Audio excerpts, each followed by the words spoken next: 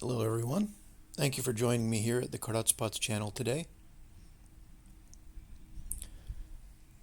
In this video I want to take you through how I throw some of my smaller plates. The shape that I'm going for today is probably what could be described as sort of the most stereotypical Karatsu style plate.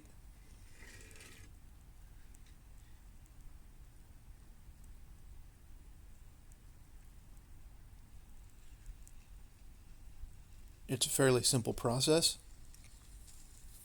I'm going to be using two of these type of cow's tongue ribs.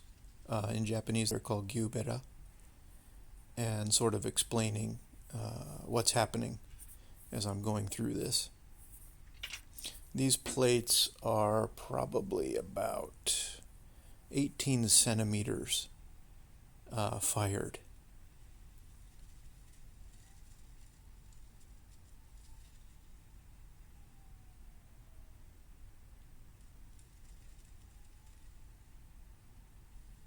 So the clay I'm using today is it's a blend of collected clay and clay from the clay store, and most of it is recycled. And I've added back in a lot of ground sand, sandstone sand, and a bit of larger grain, larger particle feldspar to give it a little bit of texture. And I don't know if it's hard to tell from the video, this is quite soft. I've lately been having some pain in my finger joints, which I think is coming from this repetitive work with clay that's a bit too stiff, so I've decided to soften it up a bit, and I'm still trying to figure out how soft it needs to be, or how firm it can be. This hump that I'm working off was quite soft, and so you'll see that I get a little wobbly on some of these pieces, and even some of them fall, and one of them I think falls apart later in the video, but I didn't cut it out because I thought, why not? That's important to show that stuff too. So here we go with the second one. I just try to work with it as little as possible, and I don't use much water. I use mostly slip to throw with. I think I've mentioned this in other videos. But open it up in one, give it a pull, maybe two, and then come in with the rib and give it its form. This is a rounded cow's tongue, and I'm giving it a wide bowl shape. And when you, that was it. That was the one I was talking about. Whoops. Toss it off to the side and start over.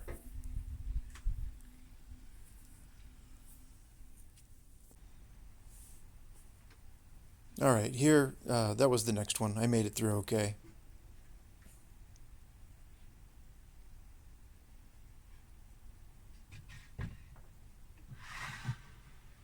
This is actually a few later, I think. I think I skipped ahead quite a bit. In fact, I might have had a couple there that were no-goes in between as well. This video was like 40 minutes long because I just took a long uninterrupted video when I was making pots, and I've gone back and just taken a few clips out because it gets awfully tedious watching all that. Well, anyway, here it is again, showing the opening, or actually the raising, the coning, and then the compressing of the top, the opening up, and the first application of the rib, which serves to bring out that shape a bit, but almost more importantly to compress the clay that's been pulled up by hand. And if it's not big enough, I'll go in one more time. And one nice thing about these ribs is you can use them. You start at the center and apply pressure, and you can pull more clay from the hump out into your pot. And because it's pulling it out and keeping it compressed from the center, the tautness and the tension in the wall supports the pot as you're bringing it out. Notice I'm always starting from the center and working my way out, and that way I never get loose walls. And keep that lip compressed as well.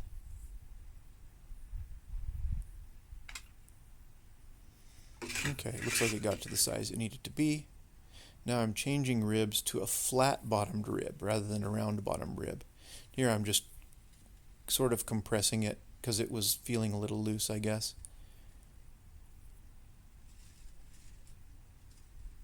Now I'm starting at the center and working it out and flattening out what will be the business part of the plate later.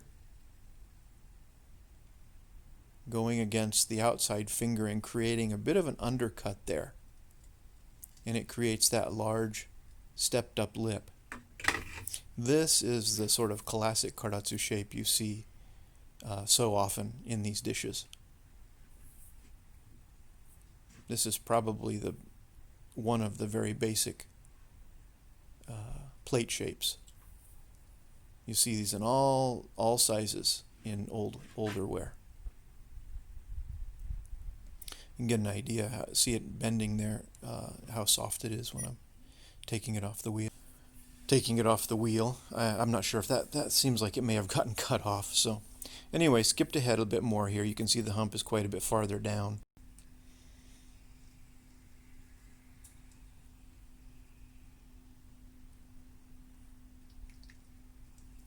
Again, the clay is soft to begin with, and it's quite large particle clay, not a lot of fine clay in it, so it soaks up water very quickly. So if you use water to throw, you'll end up with a big sticky mess by the time you get down in that hump. So I always throw with slip. It has the added benefit of not making a mess as you work. So you can throw pots and then head out to that dinner party you were supposed to go to and not even have to change your shirt. That may be overstating things a bit.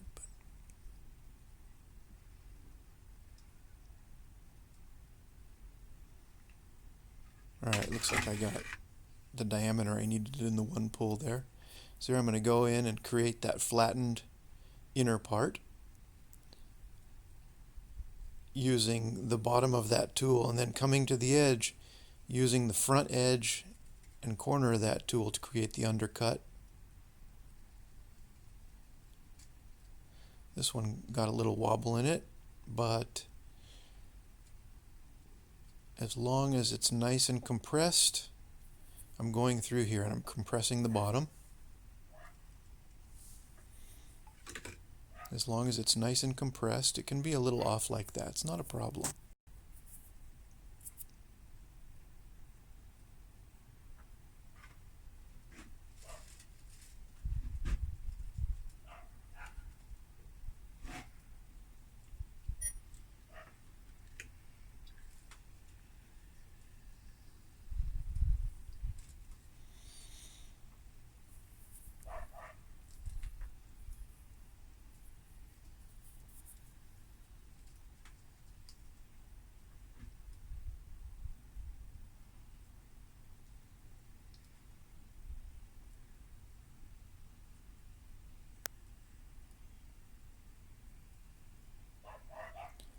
So that undercut there and creating the shape of this form is a sort of a recurring theme in a lot of Karatsu ware because of this particular tool. The tool allows you to do that, and it's a multifunctional tool.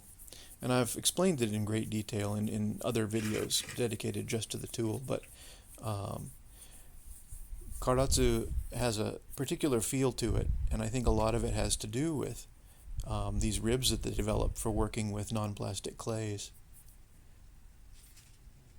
They're normally made out of wood. Mine are made out of resin. I took plaster molds from wood ribs and then made them out of resin. This way I don't have to worry about them cracking or rotting. And if they wear down, I can just cast another one.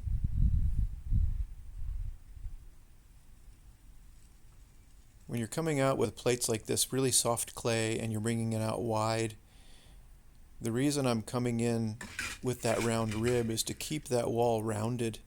As soon as it goes straight, then it'll flop over. The last step is to flatten out and not spend much time doing it.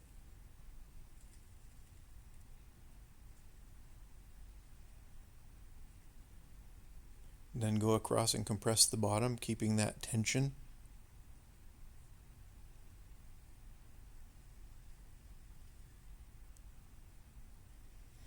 And one last little compression on the edge.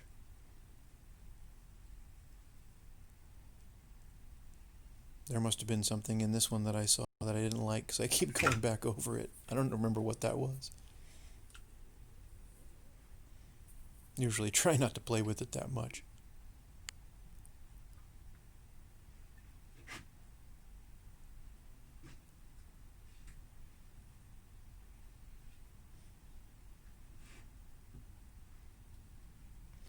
Anyway, that's about it.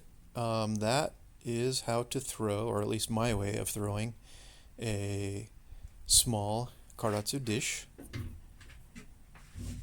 Thank you for coming, everyone. Bye-bye.